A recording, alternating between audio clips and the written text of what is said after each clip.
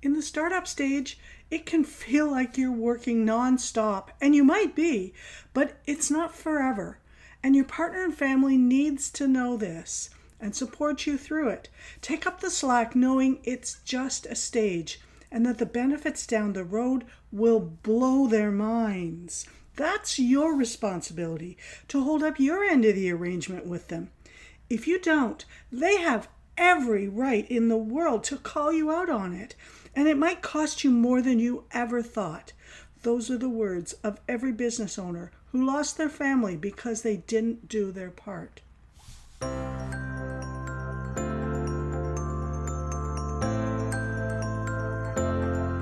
You're listening to Your Money, Your Business, the podcast with me, Debbie Colburn. I'm a small business expert and a former professional accountant turned money mindset guide. And I am obsessed with helping you achieve all those things you've dreamed of and thought were out of your reach, with helping you figure this money stuff out. My goal on this podcast is to help you break the cycle of feast or famine with your cash flow and to help you grow your wealth and sustain it over the long term. We dive deep, we get real, and we get raw, discovering and exploring what is really possible for you and letting go of all those things that are holding you back. If you've ever thought it's not enough looking at your bank balance or think, I'll never get that paid off, when you open up the credit card statement, maybe you're sick and tired of constantly being worried, of just getting by, and you know you're missing out on key opportunities again and again, or maybe you're done with the constant arguments over money, then this is absolutely the right place. We'll bring you a whole new way to look at money, profit, cash, wealth, tackle the challenges, share the ideas, the tips and the tactics and the strategies, and get you connected to the right resources. Think of this as your weekly prescription of money mastery development and leave the hard work up to me. No matter what's going on in your life right now, I've got your back. Ready? Buckle up, take a deep breath, and join me in a conversation about breaking through to the next level. Welcome to episode 118, which I hope will be a valuable one for anyone who has ever considered starting a business or has a small business of any age and any size. Remember, small business is that 0 to 10, 20 million, sometimes $30 million in revenue. And yes, for those of you who are thinking side hustle, stay tuned. All of you employees as well, especially if your partner or a family member is an entrepreneur. It's a packed episode guaranteed to jolt your perspectives. Today's episode is exploring the various stages of business, specifically the life stages, which are really one of the biggest sources of friction and resistance for people starting or growing a business, and for those around them. Now, it's totally not unlike training a dog or losing weight, well, anything. There are life stages that correspond not only to the amount of money you make, but also to the skills and the tactics and the mindset. So why this topic? In most business groups, Facebook, LinkedIn, Circle, you name it, there are thousands of posts on a regular basis, literally every month, from people begging for help. It's always the same story. I've watched hundreds of entrepreneurs struggle with overwhelm and get really frustrated because they think they're doing exactly what the gurus are doing and saying that they should be doing, and yet they're having minimal or no results. They might even be going backwards. The increasing number of hopeful entrepreneurs at all different stages, especially the early ones, who get totally shut down by their unsupportive partner or their families, who are faced with a wall of resistance and the "we know what's best for you" threats, who've been busting their asses off and trying everything only to have their partner or family tell them to give up and go back and get a real job. I just knew that I needed to talk about this because it hurts my heart to see it happen. Entrepreneurship is what is going to make the world better, improve everyone's lives, create more abundance and joy, and less stress. In entrepreneurship, as a business owner and as a visionary founder, there are two fundamental, absolute must-haves: patience and a rock-solid, unshakable belief in you and in your idea on a time frame, not ad infinitum, indefinitely, way out in the future, at whatever. It's an almost delusional and near obsession without being OCD or needing an intervention. If someone isn't saying to you on a regular basis, "You're crazy," then you're not thinking big enough. Maybe if you're reading this, you are the unsupportive partner, or you're listening to this, you're the unsupportive partner to an entrepreneur, and you cannot even fathom why they keep doing and trying what they're doing. You think that they've lost their grip on reality. And yup, if you're being honest, you actually have used a passive-aggressive tactic on them recently. And I know you probably regretted it the second it left your mouth. Now, the challenge of patience is that in today's society, social media gives you a very false version of what real entrepreneurship is, what owning a business really is. And I have no doubt, unless you live under a rock, that you've seen a plethora of ads or of posts, social media posts, or things on Google or emails that come into your feed touting the benefits of passive income, what they call make money while you sleep, and overnight, and all the material that it brings: the cars, the houses, the vacations, the French bulldog. That's the sound of a bubble bursting. Passive income is a name that is incredibly misleading, implying that you don't have to do anything. By definition, not participating readily or actively. Now, most sources of passive income, the majority of them, almost all except maybe one, require a substantial amount of work and testing and research and all that sort of stuff, activity, before you can sit back and just let it run independently.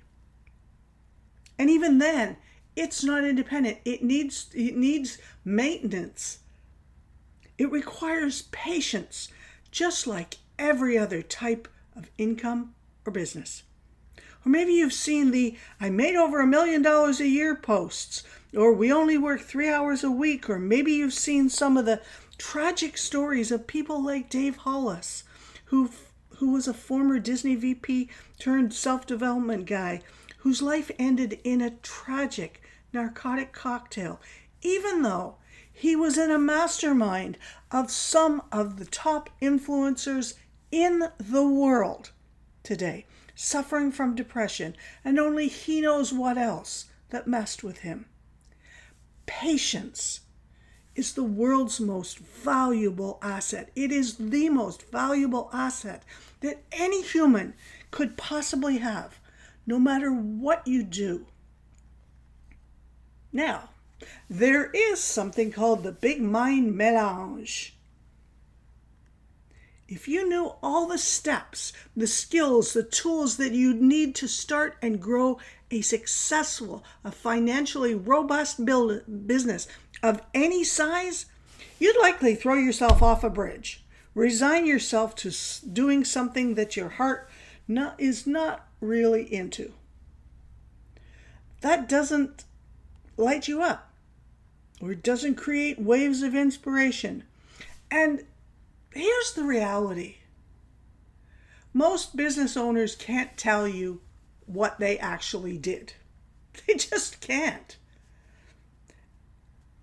And in that reality, with the majority of businesses, 85%, knowing 85%, doing it 85% complete, everything at 85% is good enough to get results. Does that mean that's the end? Absolutely not. Absolutely friggin' not. You are always going back and looking at things and revising them and updating them. How many times have you read a book and you're on the 12th edition? Well, that's because they took an original book that they created, learned some more stuff, learned some more skills, went back, changed the perspective, went back and updated it. So they didn't rewrite the whole book. But that's what entrepreneurship. It's one big book. In business, entrepreneurship, you get to be both the student and the teacher. Wow, right? Who lets you do that? You can't go to university and go, excuse me, today I want to be the teacher. Tomorrow I'll be the student. You, professor, you come sit down here. I'm going to teach class today. You can't do that. But in entrepreneurship, you can. Whether you choose the learn then execute route, or the do it till your best and then go back and improve and then learn, go back, improve, learn. If you do it in that kind of a cycle, or you outsource the instant that you're out of your arena and then you go and learn enough so that you can be dangerous and then do a good brief when you need something like that again. You never actually go back and do it, but you know enough to be able to create a brief to bring on the resource that can do it, or anything like that. There's multiple, there's about 3 or 4 different ways you can approach that, but that's the student teacher. Everybody does it a little bit differently. I'm a learn, execute, go back, learn, execute, go back. I'm always in that cycle. I find it very difficult. It's a challenge for me to be in the learning stage and also be executing. Do I do it? I do, but I tailor my workload based on that. So it's all part of patience. And of the 85% is good enough. Being the guiding force behind a business means that you're a scientist and you and your team are constantly experimenting. You're doing tests. Yet, unlike the pure scientist in the scientific community, most entrepreneurs think that one test is all they need. No. And it needs patience, just like the chemistry lab, where a lack of patience can blow stuff up. Fortunately, in most business owners, they don't literally blow stuff up with 85%, unless, of course, you're Elon Musk or and SpaceX. And like the lab, like how I'm sure they create all of our vaccines and prescription drugs, it's one change at a time. Let me repeat that. One change at a time. Just one change. Data, test, data, test, data, test, data, patience.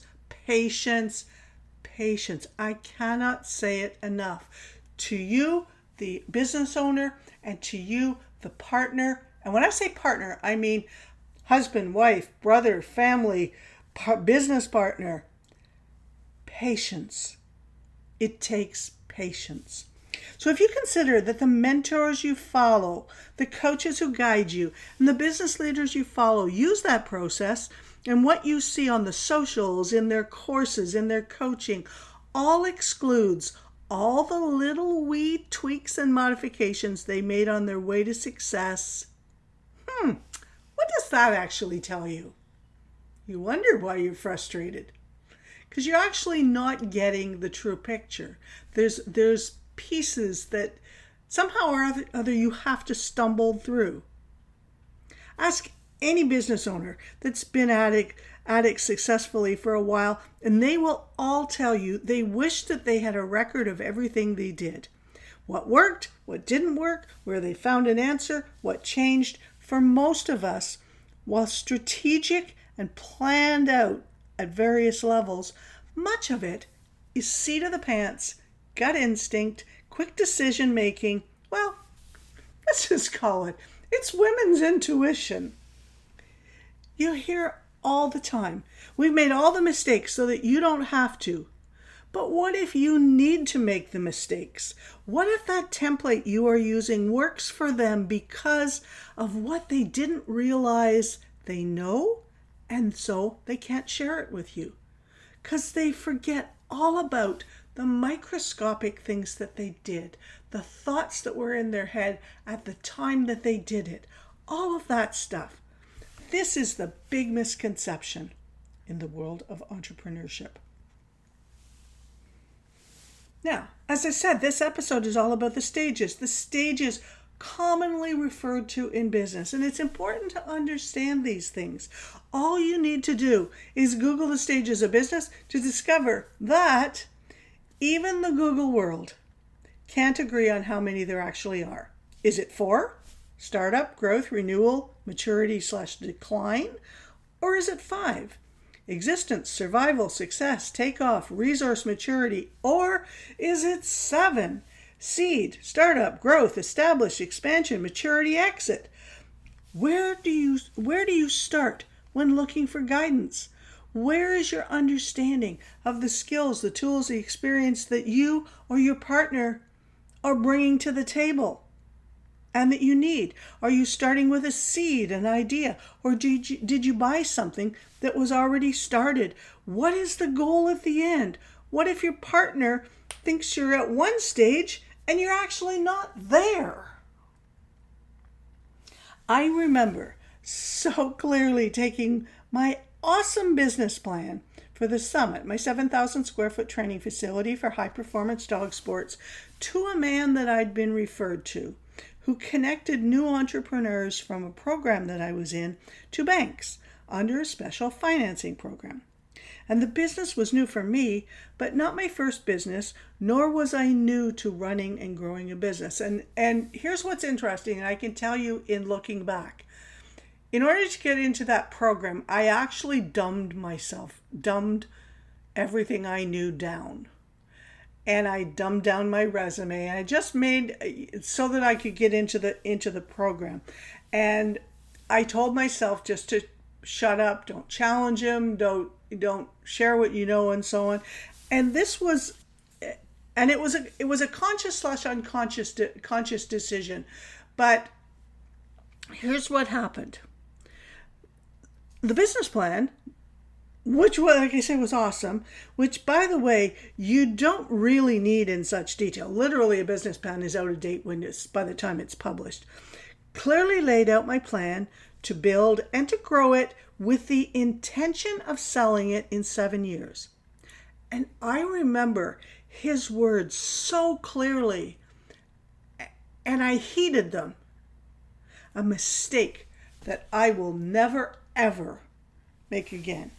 He said, "You are just starting a new business. You can't possibly think you could sell it." He basically told me I was stupid for even thinking that. And I took him at his word, even though I had just spent the last 5 years of my career working with companies, merging and acquiring others. To this day, I wish I had just told him he was wrong, and that was his limited experience talking. I could absolutely do that. Set my company up to sell it from the get-go. And here's the thing, just as a point out. One of the challenges of government-run programs is that more often than not, the people that you're talking with are not entrepreneurs, or if they are, they've had very limited exposure to it. They haven't They haven't taken it to the ultimate level, to right through all of the life stages and so on. They've done 1 stage or 2 stage. So that's all they see. They actually don't see the possibility. Because if he had been someone who had created a business and then turned around and sold it, he would have had the perspective of being able to say, hell yeah, good for you, thinking that you can build it so valuable that someone else will want it and want to continue that. But every business since then that I've had that idea along for the ride. Make it so good that people want to buy the business from me. Create it so that it doesn't need me and my name to survive, and that it could thrive with someone else's guidance and touch. And I think that's important for you guys to remember, because it's a great example of other people's limitations on your own business, and including your partners. And what partners, again, those people close by you that are telling you that what you think you can do, you can't do. Now here's one of this using other businesses as a guide to model yours.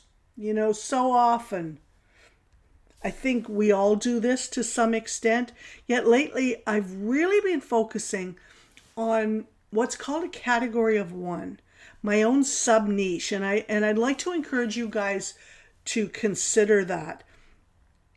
That's the essence of your business or your side hustle.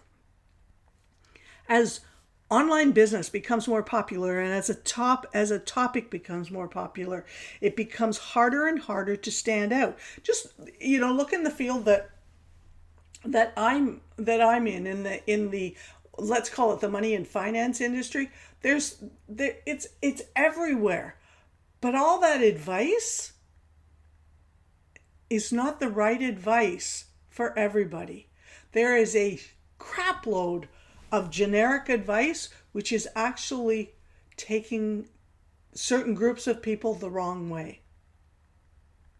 Imagine if you were a student and you had a substantial amount of student debt and so on, but 1 year out of school, you were making $300,000, $400,000, $450,000 a year. How you pay off that debt is very different from someone who comes out of school with $100,000, $150,000 worth of debt and they only make $100,000. It's very different. Very, very different. So that's an important piece to remember. Not specifically that example, but generic advice is generic. So the word I'm looking for, sort of hesitating here, is commoditized. And you see that happen. You see things come out in the product world. You see something come out, and there's the premium, I remember a story of an entrepreneur telling about making necklaces made out of Scrabble letters. And they were the first one to market, and they could price it at a certain point, and all of a sudden China's making them and they're producing them at a hundredth of the price. That's called commoditization. Commodity is wheat, grain, oil. They're commodities, and so on. And here's the thing that I found: most people pick a coach or someone to follow to see how they are doing things, to follow how they're doing things. But the challenge is that person that they're following is in a whole other stage from them, sometimes 2 or 3 stages ahead. You might be on a start out and you're following somebody who's doing $8, $9, $10 million a year, and they've got a team and they've been in business for more than 10 years. And the processes and systems they use that work really well for them are massive overkill for your business. And whether it's the revenue level or the number of customers or the financial value of your offers, all of that stuff matters. Hire before you're ready. We hear that all the time. Or I wish I'd hired sooner. Yet the reality is you likely weren't ready. No matter what the coach or the guru says, there is something preventing you. And I know that was my case. on the several times that I tried to use overseas virtual assistants, which, if you're not familiar with that term, that's like administrative help, but they're overseas. Which, while it was helpful, it was mega frustrating for me because of the time difference and my style of approaching projects. I also at the time wasn't in the position to even spend an extra $150 US. And I know for some of you that sounds ridiculous. That's like your night out for dinner once a week. But at the time in my life, I was still in survival mode. So I focused on my plan, knowing that my timeline would just be longer. Patience. Remember? One of the cornerstones of entrepreneurship. There is always a trade-off.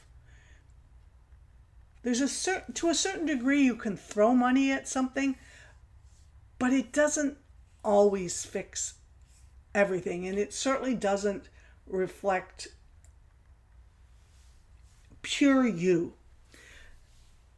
Now, we're going through all this, and you're going, okay, so that's great, Debbie. So I think I'm at this stage, but what stage am I in? And there's something going on between my partner and I, and we're always having these discussions, and he's pushing me or she's pushing me, and so on. So what stage am I in? What stage is my partner's business in?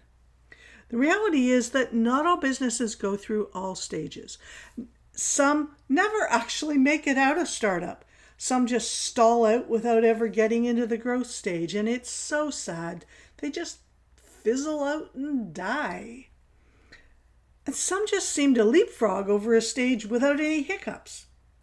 The industry that you're in will absolutely affect the stage speed, whether it's what's called a physical business, bricks and mortar, or an online or a digital business. They get built differently. Whether it's a product or a service, whether it's you or a whole delivery team, whether it's a whole product line or multiple locations, or needs certain technology, speed, innovation. You guys have heard my story about the fact that I literally had to wait for Wi-Fi to be created and then for it to get up to speed, and there be things along the way that would make it a lot easier. Those of you who are substantially younger can't even fathom that it would take 5 minutes to load one web page. And it just was so not ready yet. So you end up doing other things along the way. Or is what you're doing new, or like new, like Tesla at the time, a trend, or a second time round fad like bell bottoms. You see that in the fashion industry a lot. Once you understand the stage that you're in general terms, from any of the models above, you'll be able to select mentors and coaches better, more relevant to you. And you'll be able to more correctly share with your partner and with your family and your friends where your business is. You'll be able to stop using sentences that start with, well, I'm just, and use more empowering sentences like, we're in the startup stage, and that means we're both testing out some offers and we're building our foundations so that we can grow a very strong, sustainable business for the future. That's it. That's all. End of conversation. End of conversation. It's your business. Don't let them derail you.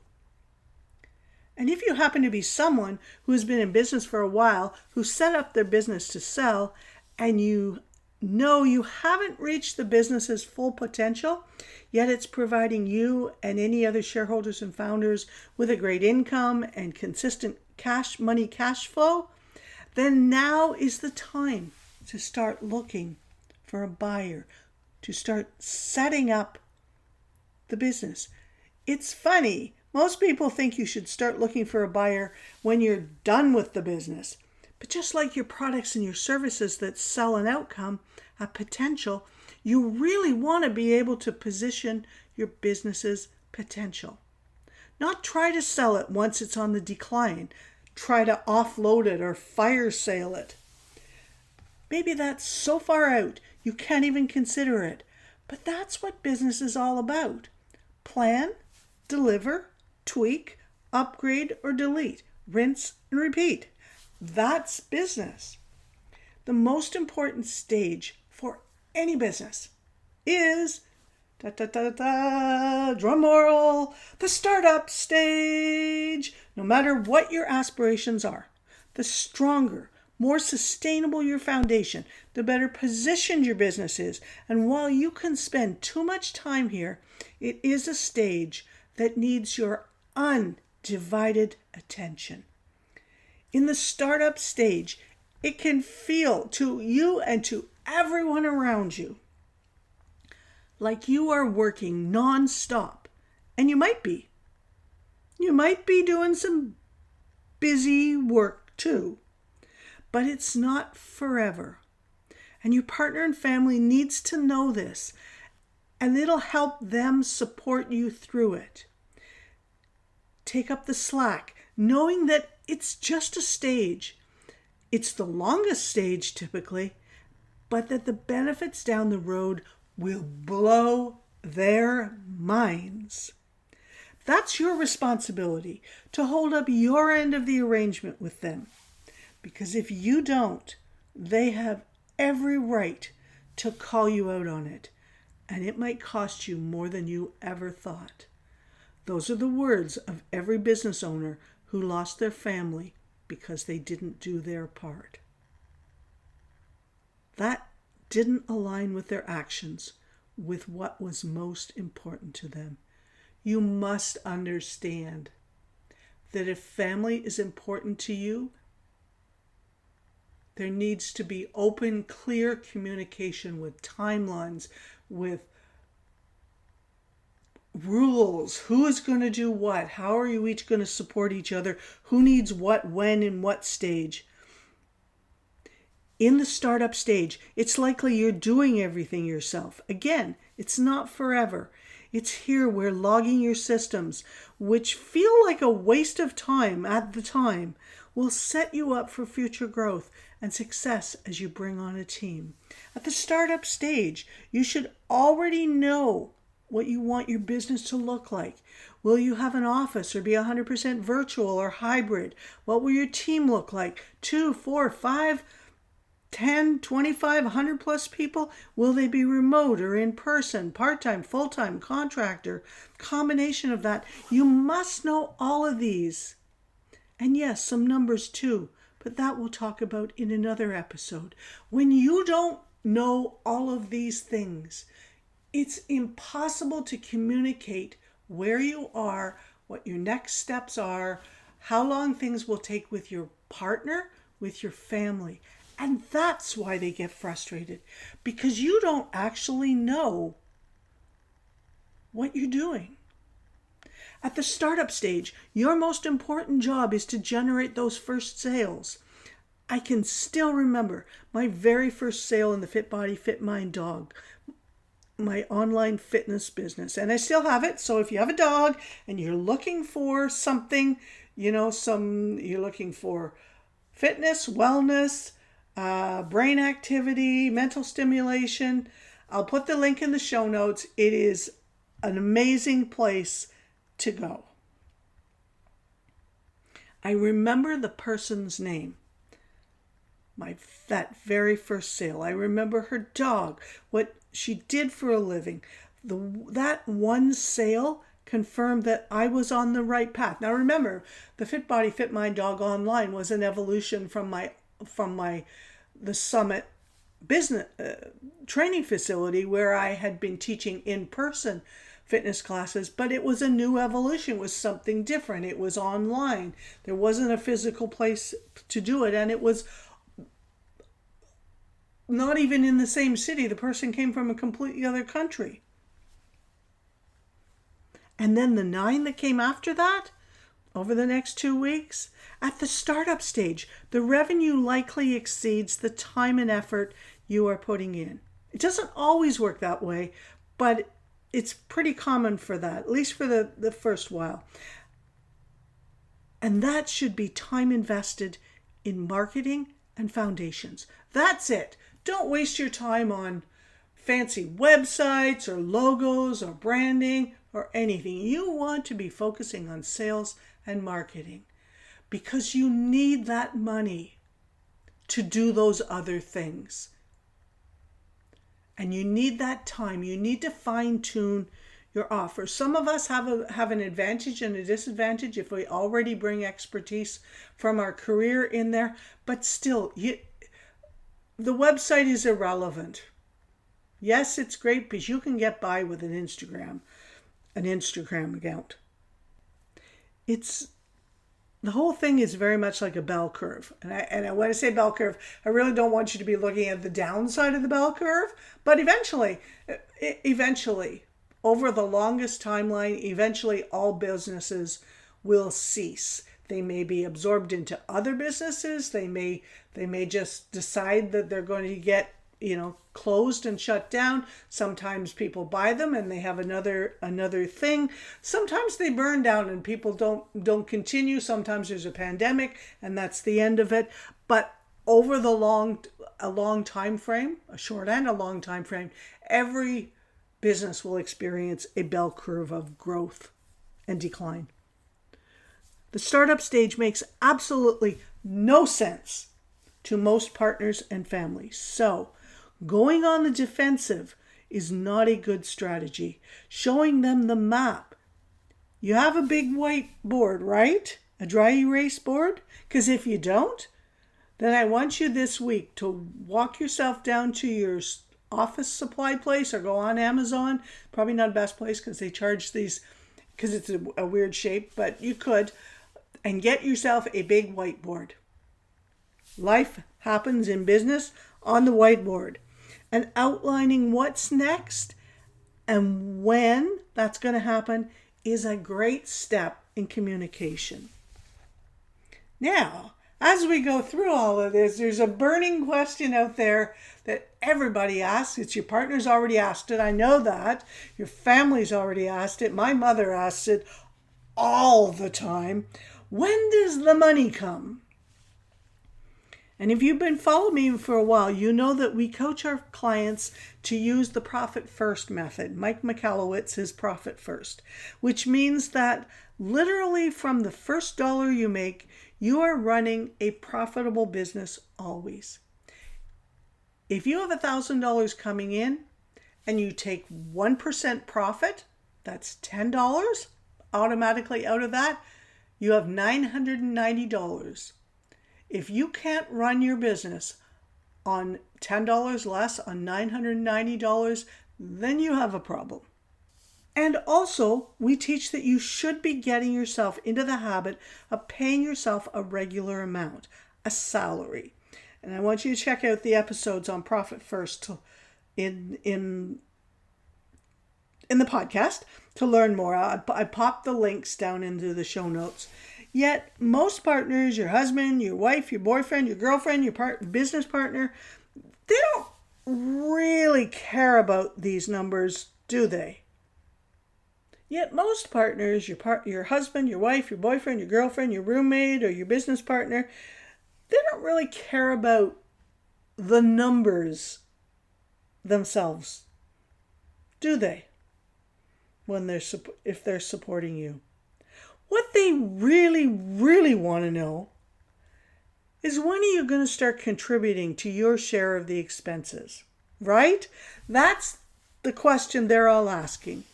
When are you going to start contributing to your share of the expenses? And they might not be able to put it in those words, and it might actually be you thinking those thoughts, not wanting to have to rely on them financially, even if they haven't brought it up directly. Selling. The thing that most people don't like to do is the vehicle that unlocks the money. And marketing, the act of getting your business known and visible, you know that because your coach keeps reminding you that you have everything you need to make more sales. You see it in the LinkedIn feed, the groups you're in, and yet there's mom yet again asking, how's the business going? waiting for you to pull out a bank account statement with a $100,000 balance in it when you've been in business for less than a year. Is that possible? On rare occasions it is. It's not impossible. The money comes when you are ready, when you no longer have any resistance about asking for it, about receiving it, and about keeping it. And pretty sure telling your very persistent partner that same sentence would torpedo any money conversation. Yet every entrepreneur, every small business owner needs to remember that and to strive to be consistently feeling. It's an emotional game. Money's an emotional game in a way that it can happen no matter what crap has unfolded this week in your world. You've got this. You've both got this. So this podcast got you thinking you'd like to go a bit deeper on this with me. You want to figure your money thing out? I have got so much more to share with you and to give you. And you're really ready to toss the shroud of money worries into the trash forever, to stand taller and more confidently in every decision and manifest the most profitable and successful year of your life, which means worry-free abundance in life and in business and so much more. Make sure to sign up for my free 4-week course where we're taking a deeper dive into how to transform that money situation in your bank accounts that's keeping you up at night. Easy peasy, lemon squeezy. All you have to do is just pop over to the link bit.ly/boost-money-EQ. And invite a friend to go through with you, even family, or maybe coworkers or employees. It's a great way to get a money conversation going. And the more people in your community who are shaking up the scarcity mindset, the more our families and our communities will thrive. Don't be shy or embarrassed. Pass the link on to as many people as you can, because stats show that we never know what's happening in people's lives, especially when it comes to money. I cannot wait to see you inside. And yep, regardless if you sign up for TBN or not, this course is absolutely free. No strings attached. So much value handpicked for you inside it. You're for sure going to experience a transformation in a very short time. Come on, join us and have some fun. bit.ly/boost-money-EQ. Super excited, and I will see you there.